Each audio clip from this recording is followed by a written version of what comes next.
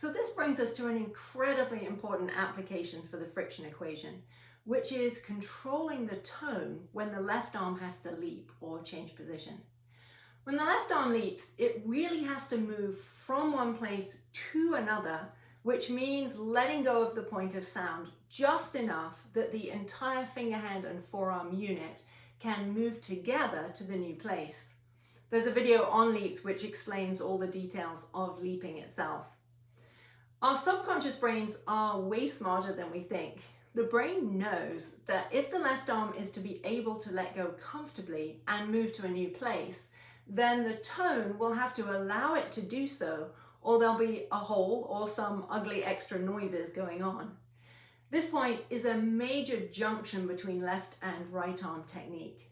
If the tonal logic being produced by the right arm does not invite the left arm to make its leap, then the left arm will not do so comfortably. The left arm just won't let go and move, or it feels as if the bow is dragging the left arm to the new place.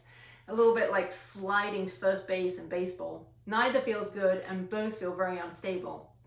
So how does the bow produce that tonally logical invitation for the left arm to let go?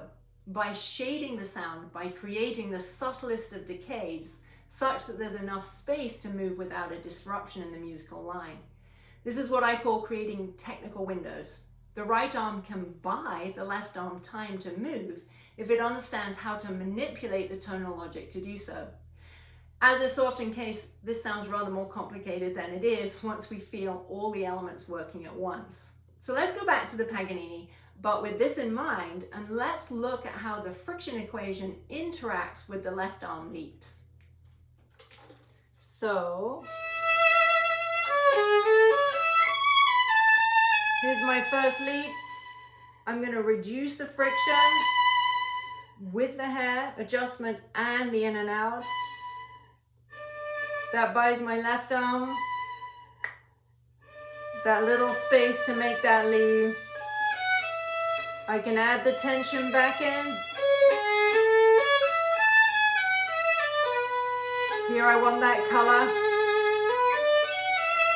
Another leap. I've used the in and out here, but not lost too much hair. Even in that slow, there's that tiny tonal decay. Add it back in. Same thing here, there's the decay. Same thing here. Here too.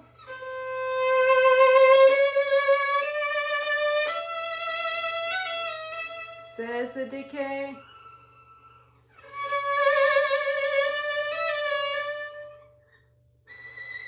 There's the decay also. So lots of sound. There's the decay. Sound comes back. Decay. So by manipulating that tension all the time, there's this fluctuation in tone and tonal trajectory that buys the left arm these perfect moments in which to move leisurely.